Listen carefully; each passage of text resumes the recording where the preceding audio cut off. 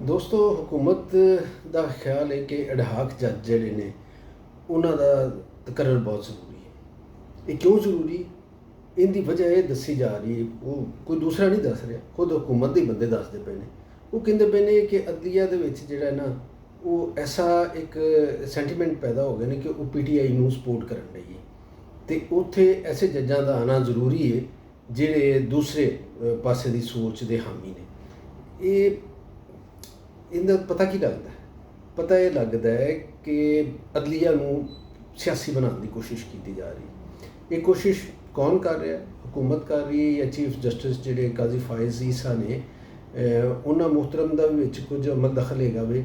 ਅਤੇ ਇਹ ਕਿਉਂ ਜ਼ਰੂਰਤ ਪੇਸ਼ ਆ ਰਹੀ? ਇਹ ਜ਼ਰੂਰਤ ਪੇਸ਼ ਆਈ ਹੈ ਜਿਹੜਾ ਮਖਸੂਸ ਨਸ਼ਿਸਤਾਂ ਦਾ ਜਦੋਂ ਫੈਸਲਾ ਆਇਆ, ਦੱਸਿਆ ਜਾਂਦਾ ਹੈ ਕਿ ਹਕੂਮਤ ਨੇ ਬਹੁਤ ਕੋਸ਼ਿਸ਼ ਕੀਤੀ, ਕਈ ਤਰ੍ਹਾਂ ਦੇ ਦਬਾਅ ਡਾਲੇ ਜੱਜਾਂ ਦੇ ਉੱਤੇ ਜਿਹੜੇ ਉਹ ਕੇਸ ਨੂੰ ਸੁਣਨ ਡਏ ਸਨ, ਔਰ ਉਹਨਾਂ ਨੂੰ ਕਿਹਾ ਗਿਆ ਕਿ ਤੁਸੀਂ ਤਹਿਰੀਕੇ ਇਨਸਾਫ ਦੀਆਂ ਜਿਹੜੀਆਂ ਸੀਟਾਂ ਨੇ ਇਹ ਉਹਨਾਂ ਨੂੰ ਨਾ ਦਿਓ ਮਖਸੂਸ ਨਸ਼ਿਸਤਾਂ। ਜਦੋਂ ਉਹਦੇ ਵਿੱਚ ਮੇਬੀ ਕੁਝ ਜੱਜਾਂ ਨੇ ਹਾਮੀ ਭਰ ਵੀ ਲਈ ਹੋਵੇ, ਲੇਕਿਨ ਜੱਜਾਂ ਦੀ ਅਕਸਰੀਅਤ ਜਿਹੜੀ ਹੈ ਉਹਨੇ ਇਖਤਲਾਫ ਕੀਤਾ। ਉਹਨੇ ਨਾ ਸਿਰਫ ਇਹ ਕਿ ਨਸ਼ਿਸਤਾਂ ਜਿਹੜੀਆਂ ਨੇ ਉਹ ਤਹਿਰੀਕੇ ਇਨਸਾਫ ਨੂੰ ਵਾਪਸ ਦੇਣ ਦਾ ਫੈਸਲਾ ਕੀਤਾ, ਬਲਕਿ 11 ਜੱਜਾਂ ਨੇ ਤਾਂ ਇਹ ਵੀ ਕਿਹਾ ਕਿ ਤਹਿਰੀਕੇ ਇਨਸਾਫ ਇੱਕ ਸਿਆਸੀ ਜਮਾਤ ਸੀ ਔਰ ਸਿਆਸੀ ਜਮਾਤ ਹੈ ਅਤੇ ਜ਼ਾਹਿਰ ਅੱਗੇ ਰਹੇਗੀ। ਇਹ ਜੱਜਾਂ ਨੇ ਜਦੋਂ ਕਹਿ ਦਿੱਤਾ, ਇੱਥੋਂ ਹਕੂਮਤ ਨੂੰ ਇਹ ਖਤਰਾ ਲਾਹਕ ਹੋਇਆ ਕਿ ਅਦਲੀਆ ਦੇ ਵਿੱਚ ਬਹੁਤ ਸਾਰੇ ਕੇਸਿਸ ਨੇ ਤਹਿਰੀਕੇ ਇਨਸਾਫ ਦੀ ਲੀਡਰਸ਼ਿਪ ਦੇ ਹਵਾਲੇ ਨਾਲ, ਉਹਦੇ ਕਾਰਕੁਨਾਂ ਦੇ ਹਵਾਲੇ ਨਾਲ ਜਾਂ ਉਹਦੀ ਕਾਨੂੰਨੀ ਹੈਸੀਅਤ ਦੇ ਹਵਾਲੇ ਨਾਲ। ਅਤੇ ਉਹਨਾਂ ਨੇ ਕਿਹਾ ਕਿ ਅਗਰ ਇਹ ਇਸੇ ਤਰ੍ਹਾਂ ਹੀ ਰੇਸ਼ੋ ਰਹੀ ਜੱਜਾਂ ਦੀ ਤਹਿਰੀਕੇ ਇਨਸਾਫ ਦੇ ਫੇਵਰ, ਹਕੂਮਤ ਦੇ ਬਕੌਲ ਕਿ ਫੇਵਰ ਦੇ ਵਿੱਚ, ਅਤੇ ਫਿਰ ਤਾਂ ਹਕੂਮਤ ਦੇ ਜਿੰਨੇ ਮੁਕੱਦਮੇ ਬਣਾਏ ਨੇ, ਜਿੰਨੀ ਕਾਰਵਾਈਆਂ ਹੋਣਗੀਆਂ ਉਹ ਤਾਂ ਜਲਦੀ ਇੱਕ ਇੱਕ ਕਰਕੇ ਫਾਰਗ ਹੁੰਦੀ ਜਾਏਗੀ। ਕੁਝ ਉਹਨੂੰ ਇਹ ਵੀ ਖਿਆਲ ਆਇਆ ਕਿ ਤਹਿਰੀਕੇ ਇਨਸਾਫ ਦੇ ਜਿਹੜੇ ਬਾਨੀ ਨੇ ਇਮਰਾਨ ਖਾਨ, ਉਹਨਾਂ ਦੇ ਖਿਲਾਫ ਕੁਝ ਮੁਕੱਦਮਾਤ ਜਿਹੜੇ ਨੇ ਉਹ ਖ਼ਤਮ ਕੀਤੇ ਗਏ, ਇੱਦਤ ਕੇਸ ਜਿਵੇਂ ਹੈਗਾ ਵੇ, ਇੰਝ ਹੀ ਦੂਸਰੇ ਵੀ ਕਈ ਮਾਮਲਾਤ ਨੇ ਜਿਹੜੇ ਕੇਸ ਬਣਾਏ ਗਏ। ਔਰ ਉਹਨਾਂ ਦੇ ਵਰਕਰਸ ਦੇ ਖਿਲਾਫ ਰੀਸੈਂਟਲੀ ਅਸੀਂ ਵੇਖਿਆ ਕਿ ਸਨਮ ਜਵੇਦ ਜਿਹੜੀਆਂ ਨੇ ਉਹ ਉਹਨਾਂ ਨੂੰ ਅਦਾਲਤ ਨੇ ਰਿਹਾ ਕਰਨ ਦਾ ਹੁਕਮ ਦਿੱਤਾ ਔਰ ਕੁਝ ਮੁਕੱਦਮਾਤ ਜਿਹੜੇ ਉਹਨਾਂ 'ਤੇ ਬਣੇ ਗਏ ਉਹਨਾਂ ਨੂੰ ਬਿਲਕੁਲ ਡਿਸਚਾਰਜ ਕਰ ਦਿੱਤਾ। ਅਤੇ ਇਹਦੇ ਤੋਂ ਵੀ ਉਹਨਾਂ ਦਾ ਖਿਆਲ ਹੈਗਾ ਹਕੂਮਤ ਦਾ ਕਿ ਹਕੂਮਤੀ ਜਿਹੜਾ ਕੰਟਰੋਲ ਹੈਗਾ ਇੰਤਜ਼ਾਮੀ ਸਤ੍ਹਾ ਦੇ ਉੱਤੇ ਉਹ ਕਮਜ਼ੋਰ ਪੈ ਜਾਏਗਾ ਅਗਰ ਤਹਿਰੀਕੇ ਇਨਸਾਫ ਨੂੰ ਕਿਸੇ ਜਗ੍ਹਾ ਤੋਂ ਰਿਲੀਫ ਮਿਲਦਾ ਹੈ। ਤਹਿਰੀਕੇ ਇਨਸਾਫ ਦਾ ਮੁਕੱਦਮਾ ਇਹ ਵੇ ਸਾਰੇ ਮਾਮਲੇ ਦੇ ਮੁਤਲਕ ਉਹ ਕਹਿੰਦੇ ਕਿ ਸ਼ਵਾਹਦ ਨਹੀਂ ਹੈਗੇ। ਜਿੰਨੇ ਵੀ ਮੁਕੱਦਮਾਤ ਬਣਾਏ ਗਏ ਇਮਰਾਨ ਖਾਨ ਸਾਹਿਬ 'ਤੇ, ਉਹਨਾਂ ਦੇ ਸਾਥੀਆਂ ਦੇ ਉੱਤੇ, ਉਹਨਾਂ ਦੇ ਵਰਕਰਸ ਦੇ ਉੱਤੇ, ਉਹਦੇ ਵਿੱਚ ਉਹ ਕਹਿੰਦੇ ਬਹੁਤ ਵੱਡਾ ਕਾਨੂੰਨੀ ਇੱਕ ਸਕਮ ਹੈਗਾ ਵੇ, ਇੱਕ ਨਕਸ ਹੈਗਾ ਵੇ, ਕਮੀ ਹੈਗੀ। ਔਰ ਉਹ ਜਦੋਂ ਵੀ ਅਦਾਲਤ ਦੇ ਵਿੱਚ ਉਹਨਾਂ ਦੇ ਉੱਤੇ ਖੁੱਲ੍ਹ ਕੇ ਬਹਿਸ ਹੋਵੇਗੀ ਅਤੇ ਉਹ ਮੁਕੱਦਮਾਤ ਉੱਡ ਜਾਣਗੇ।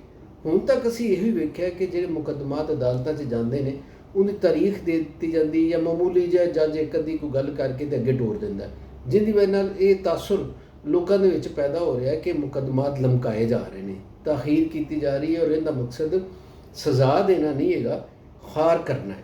ਇਹ ਇੱਕ ਤਾਸੁਰ ਜਿਹੜਾ ਹੈ ਇਹਦੇ ਤੋਂ ਬਣਿਆ।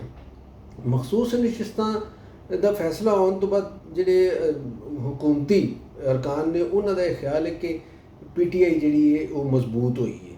ਉਹ ਉਸ ਜਮਾਤ ਨੂੰ ਕਮਜ਼ੋਰ ਕਰਨ ਵਾਸਤੇ ਪਹਿਲੇ ਬਹੁਤ ਸਾਰੇ ਇਕਦਾਮਾਤ ਕੀਤੇ ਗਏ ਇੰਤਜ਼ਾਮੀ ਸਤ੍ਹਾ 'ਤੇ। ਉਹਦੇ ਕੋਲੋਂ ਉਹਦਾ ਇੰਤਖਾਬੀ ਨਿਸ਼ਾਨ ਲਿਆ ਗਿਆ, ਉਹਦੇ ਜਿਹੜੇ ਉਮੀਦਵਾਰ ਸਨ ਇਲੈਕਸ਼ਨਾਂ ਦੇ ਵਿੱਚ ਉਹ ਆਪਣੇ ਨਿਸ਼ਾਨ ਔਰ ਆਪਣੀ ਜਮਾਤ ਦੀ ਸ਼ਨਾਖਤ ਦੇ ਨਾਲ ਇਲੈਕਸ਼ਨ ਲੜਨ ਜੋਗੇ ਨਹੀਂ ਰੱਖੇ ਗਏ। ਅਜੀਬੋ ਗਰੀਬ ਉਹਨਾਂ ਨੂੰ ਨਿਸ਼ਾਨ ਮਿਲੇ, ਫਿਰ ਮੁਬਹਿਮ ਰੱਖੇ ਗਏ, ਫਿਰ ਉਹਨਾਂ ਦੇ ਨਿਸ਼ਾਨਾਂ ਨਾਲ ਮਿਲਦੇ ਜੁਲਦੇ ਨਿਸ਼ਾਨ ਵਾਲਾ ਬੰਦਾ ਵੀ ਇੱਕ ਅੱਧਾ ਹਰ ਹਲਕੇ ਦੇ ਵਿੱਚ ਖੜ੍ਹਾ ਕੀਤਾ ਗਿਆ ਕਿ ਵੋਟਰ ਕਨਫਿਊਜ਼ ਰਹੇ। ਤਹਿਰੀਕੇ ਇਨਸਾਫ ਦੇ ਵਿੱਚ ਧੜੇਬੰਦੀ ਦੀ ਜਿਹੜੀਆਂ ਗੱਲਾਂ ਉਹ ਵੀ ਆਈਆਂ, ਕਈ ਲੋਕ ਉਹਦੇ ਵਿੱਚ ਵੀ ਨੁਮਾਇਆਂ ਹੋਣ ਦੀ ਕੋਸ਼ਿਸ਼ ਉਹਨਾਂ ਨੇ ਕੀਤੀ।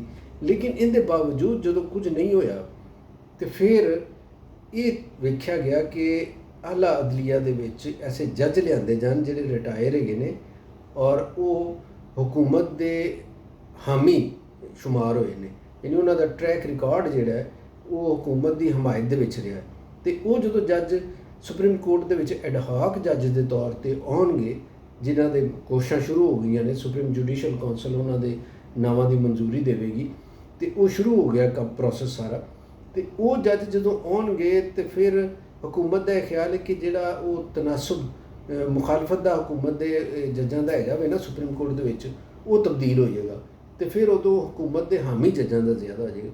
ਅੱਛਾ, ਇਹ ਸਾਰੀ ਸੋਚ ਸਿਰਫ ਇਸੇ ਨੁਕਤੇ 'ਤੇ ਅਗਰ ਆ ਜਾਵੇ ਕਿ ਹਕੂਮਤ ਕਿਉਂ ਇੰਜ ਲਿਆ ਕੇ ਆਲਾ ਅਦਲੀਆ ਦੇ ਵਿੱਚ ਸੁਪਰੀਮ ਕੋਰਟ ਦੇ ਵਿੱਚ ਲਿਆ ਕੇ ਆਪਣੇ ਹੱਕ ਦੇ ਜੱਜ ਲਿਆਉਣਾ ਚਾਹੁੰਦੀ ਔਰ ਕਿਉਂ ਕਰਨਾ ਚਾਹੁੰਦੀ, ਤੇ ਇੱਥੋਂ ਦਾ ਇਸੇ ਨੁਕਤੇ ਤੋਂ ਅੰਦਾਜ਼ਾ ਹੋ ਜਾਂਦਾ ਕਿ ਹਕੂਮਤ ਸ਼ਾਇਦ ਸੁਪਰੀਮ ਕੋਰਟ ਨੂੰ ਪੋਲੀਟੀਸਾਈਜ਼ ਕਰ ਰਹੀ ਹੈ, ਸਿਆਸੀ ਬਣਾ ਰਹੀ, ਉਹ ਸਿਆਸੀ ਬੁਨਿਆਦਾਂ ਦੇ ਉੱਤੇ ਫੈਸਲੇ ਲੈਣਾ ਚਾਹੁੰਦੀ।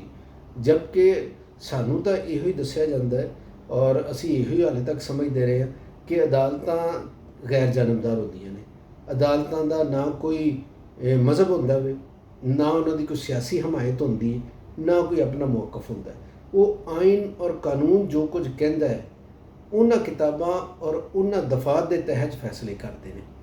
ਤੇ ਜੇ ਜੱਜਾਂ ਦੇ ਫੈਸਲੇ ਸਿਆਸੀ ਮਫਾਦ ਦੇ ਤਹਿਤ ਹੋਣ ਲੱਗੇ ਔਰ ਉਹ ਵੀ ਕਿ ਜਿਹੜਾ ਸਿਆਸੀ ਜਮਾਤ ਇਕਤਦਾਰ 'ਚ ਹੋਵੇ ਉਹਦੇ ਫਾਇਦੇ ਵਾਸਤੇ ਹੋਣਾ ਸ਼ੁਰੂ ਹੋਏ ਤੇ ਫਿਰ ਉਹ ਇਨਸਾਫ ਤਾਂ ਨਾ ਹੋਇਆ। ਤੇ ਇਹਦੇ ਨਾਲ ਹਕੂਮਤ ਦੀ ਜਿਹੜੀ ਸਾਖ ਹੈ ਇੰਤਖਾਬੀ ਸਤ੍ਹਾ ਦੇ ਉੱਤੇ ਤਾਂ ਪਹਿਲੇ ਹੀ ਖਾਸੀ ਮੁਤਾਸਰ ਹੈਗੀ ਸੀ, ਲੇਕਿਨ ਹੁਣ ਉਹਦੀ ਸਿਆਸੀ ਸਾਖ ਜਿਹੜੀ ਕਿ ਕਿਤੇ ਨਾ ਕਿਤੇ ਉਹ ਆਪਣੇ ਆਪ ਨੂੰ ਜਮਹੂਰੀਅਤ ਦੇ ਨਾਲ ਰਿਲੇਟ ਕਰਦੀਆਂ ਸੀ। ਇਹ ਜਮਾਤਾਂ ਜਿਹੜੀਆਂ ਹਕੂਮਤ 'ਚ ਹੈਗੀਆਂ ਨੇ, ਪੀਪਲਜ਼ ਪਾਰਟੀ ਅਤੇ ਮੁਸਲਿਮ ਲੀਗ ਨੂਨ, MQM ਜਾਂ ਉਹਨਾਂ ਦੀ ਹੋਰ ਵੀ ਅਗਰ ਕੋਈ ਥੱਲੇ ਕੋਈ ਗਰੋਹ ਹੈਗਾ, ਤੇ ਇਹ ਕਿਤੇ ਨਾ ਕਿਤੇ ਆਪਣੇ ਆਪ ਨੂੰ ਕਿਤੇ ਸੀ ਅਸੀਂ ਜਮਹੂਰੀ ਕੂਵਤ ਹੈਗੀਆਂ।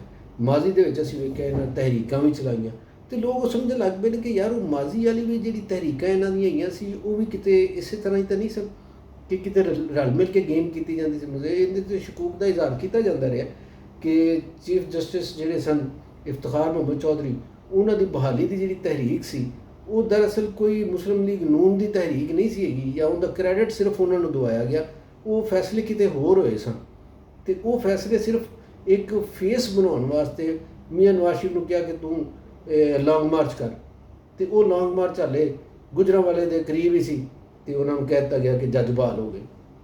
ਤੇ ਹੁਣ ਵੀ ਇਹ ਲੋਕਾਂ ਦੇ ਉੱਤੇ ਹੌਲੀ ਹੌਲੀ ਸਿਆਸੀ ਜਮਾਤਾਂ ਦੇ ਜਿਹੜਾ ਸਰਗਰਮੀਆਂ ਨੇ, ਉਹਨਾਂ ਦੇ ਜਿਹੜੇ ਫੈਸਲਿਆਂ ਦੀ ਸਾਖ ਹੈ, ਉਹਦੇ ਉੱਤੇ ਲੋਕ ਸੋਚਣ ਲੱਗ ਪਏ ਨੇ। ਇਹ ਇੱਕ ਲਿਹਾਜ਼ ਨਾਲ ਤਾਂ ਚੰਗਾ ਹੈ ਕਿ ਲੋਕ ਜ਼ਾਹਿਰ ਹੈ ਇੱਕ ਮੈਂਡੇਟ ਦਾ, ਵੋਟ ਦਾ ਵੀ ਇੱਕ ਪ੍ਰੈਸ਼ਰ ਹੁੰਦਾ, ਉਹਨੂੰ ਤੁਸੀਂ ਕਿੰਨਾ ਵੀ ਗੈਰ ਮੌਸਰ ਕਰ ਦਿਓ, ਉਹਦੇ ਫੈਸਲੇ ਨਾ ਮੰਨੋ, ਲੇਕਿਨ ਕਿਤੇ ਨਾ ਕਿਤੇ ਪ੍ਰੈਸ਼ਰ ਲੋਕਾਂ ਦਾ ਹੁੰਦਾ ਹੈ। ਔਰ ਮੇਰਾ ਖਿਆਲ ਹੈ ਉਹੀ ਪ੍ਰੈਸ਼ਰ ਜਿਹੜਾ ਹੈ ਉਹ ਤਹਿਰੀਕੇ ਇਨਸਾਫ ਦੇ ਖਿਲਾਫ ਜਿਹੜੀ ਕਾਨੂੰਨੀ ਕਾਰਵਾਈਆਂ ਨੇ ਉਹਨਾਂ ਨੂੰ ਗੈਰ ਮੌਸਰ ਕਰਨ ਡਿਆ। ਅਗਰ ਲੋਕਾਂ ਦਾ ਇਹ ਮੈਂਡੇਟ ਔਰ ਦਬਾਅ ਨਾ ਹੁੰਦਾ, ਅਗਰਚੇ ਲੋਕ ਸੜਕਾਂ 'ਤੇ ਨਹੀਂ ਆ ਰਹੇ, ਲੇਕਿਨ ਅਗਰ ਇਹ ਵੀ ਨਾ ਹੁੰਦਾ ਤੇ ਸ਼ਾਇਦ ਅੱਜ ਸੂਰਤ ਹਾਲ ਹੋਰ ਹੁੰਦੀ। ਤੇ ਇਹਦੇ ਨਾਲ ਜਨਾਬ ਮੇਰਾ ਇਹ ਖਿਆਲ ਹੈ ਕਿ ਗਵਰਨਮੈਂਟ ਅਗਰ ਤਸਾਦਮ ਦਾ ਰਾਹ ਛੱਡ ਕੇ ਇਤਮਾਦ ਸਾਜ਼ੀ ਨਾਲ ਆਵੇ, ਆਪਣੇ ਆਪ ਨੂੰ ਜਮਹੂਰੀ ਔਰ ਸਿਆਸੀ ਕੂਵਤ ਦੱਸੇ ਤੇ ਉਸ ਹਵਾਲੇ ਨਾਲ ਤਹਿਰੀਕ ਇਨਸਾਫ ਔਰ ਬਾਕੀ ਆਪੋਜੀਸ਼ਨ ਜਮਾਤਾਂ ਦੇ ਨਾਲ ਡਾਇਲੌਗ ਕਰੇ, ਔਰ ਉਹ ਡਾਇਲੌਗ ਦਾ ਆਗਾਜ਼ ਜਿਹੜਾ ਹੋਵੇਗਾ ਉਹ ਇੱਥੋਂ ਹੀ ਹੋਵੇਗਾ ਕਿ ਹਕੂਮਤ ਮੰਨੇ ਕਿ ਉਹਨੇ ਕੀ ਗਲਤੀਆਂ ਕੀਤੀਆਂ ਨੇ, ਤੇ ਫਿਰ ਤਹਿਰੀਕ ਇਨਸਾਫ ਵੀ ਤਸਲੀਮ ਕਰੇ ਕਿ ਉਹਦੇ ਕੋਲੋਂ ਕੀ ਗਲਤੀਆਂ ਹੋਈਆਂ ਨੇ। ਫਿਰ ਦੋਵੇਂ ਰਲ ਕੇ ਆਪਣਾ ਮੁਸਤਕਬਲ ਦਾ ਜਮਹੂਰੀ ਅਤੇ ਸਿਆਸੀ ਏਜੰਡਾ ਜਿਹੜਾ ਹੈ ਉਹ ਵਾਜ਼ੇ ਕਰਨ, ਉਹ ਲੋਕਾਂ ਨੂੰ ਦੱਸਣ ਕਿ ਅਸੀਂ ਲੋਕਾਂ ਦੇ ਮਸਾਇਲ ਛੱਡ ਕੇ ਜਮਾਤੀ ਔਰ ਸ਼ਖਸੀ ਜਿਹੜੇ ਮੁਫਾਦਾਤ ਸਨ ਉਹਦੇ ਤਹਿਤ ਫੈਸਲੇ ਕੀਤੇ ਨੇ, ਔਰ ਲੋਕਾਂ ਦਾ ਮੁਫਾਦ ਹੋਵੇ ਕਿ ਮੁਲਕ ਦੇ ਵਿੱਚੋਂ ਮਹਿੰਗਾਈ ਖਤਮ ਹੋਵੇ, ਅਮਨੋ ਅਮਾਨ ਇੱਥੇ ਕਾਇਮ ਹੋਵੇ, ਮਾਸ਼ੀ ਬਿਹਤਰੀ ਆਵੇ, ਔਰ ਜਿਹੜਾ ਬੈਰੂਨੇ ਮੁਲਕ ਪਾਕਿਸਤਾਨ ਦੀ ਜਿਹੜੀ ਸਾਖ ਹੈਗੀ ਬੁਰੀ ਤਰ੍ਹਾਂ ਜਿਹੜੀ ਮਜਰੂਹ ਹੋਈ, ਉਹ ਸਾਖ ਨੂੰ ਬਹਾਲ ਕੀਤਾ ਜਾਵੇ। ਮੁਲਕ ਦੇ ਵਿੱਚ ਬੇਰੁਜ਼ਗਾਰੀ ਜਿਹੜੀ ਵੱਧ ਰਹੀ ਹੈ ਉਹਦਾ ਖਾਤਮਾ ਕੀਤਾ ਜਾਵੇ। ਇੰਡਸਟਰੀ ਬੰਦ ਹੋ ਰਹੀ ਹੈ, 25% ਇੰਡਸਟਰੀ ਬੰਦ ਹੋ ਗਈ ਹੈ ਮੁਲਕ ਦੇ ਵਿੱਚ ਬਿਜਲੀ ਦੀ ਕੀਮਤਾਂ ਦੀ ਵਜ੍ਹਾ ਨਾਲ, ਤੇ ਉਹ ਇੰਡਸਟਰੀ ਬਹਾਲ ਹੋਵੇ, ਬਿਜਲੀ ਦੀਆਂ ਕੀਮਤਾਂ, ਗੈਸ ਦੀਆਂ ਕੀਮਤਾਂ ਘੱਟ ਕੀਤੀਆਂ ਜਾਣ, ਟੈਕਸ ਦੇ ਮੁਤਬਾਦਲ ਇੰਤਜ਼ਾਮ ਕੀਤੇ ਜਾਣ। ਤੇ ਜਦੋਂ ਤੱਕ ਇਹ ਵਾਲੇ ਏਜੰਡੇ ਦੇ ਉੱਤੇ ਇਕੱਠੇ ਨਹੀਂ ਹੋਣਗੇ ਉਨੀ ਦੇਰ ਤੱਕ ਤੁਸੀਂ ਯਕੀਨ ਕਰੋ ਕਿ ਮੁਲਕ ਦੇ ਵਿੱਚ ਸਿਆਸੀ ਇਸਤਹਿਕਾਮ ਨਹੀਂ ਆਏਗਾ। ਜਿਹੜੇ ਬਦਲਾ ਲੈਣ ਵਾਲੀ ਗੱਲ ਹੈ, ਬਦਲਾ ਲੈਣ ਵਾਸਤੇ ਤੁਸੀਂ ਅਦਾਲਤਾਂ ਨੂੰ ਇਸਤੇਮਾਲ ਕਰੋ, ਇਦਾਰਿਆਂ ਨੂੰ ਇਸਤੇਮਾਲ ਕਰੋ, ਜਾਂ ਕੁਝ ਹੋਰ ਹਕੂਮਤੀ ਜਿਹੜਾ ਹੈ ਤਾਕਤ ਹੈ, ਪਾਵਰ ਹੈਗੀ, ਉਹਨੂੰ ਇਸਤੇਮਾਲ ਕਰੋ।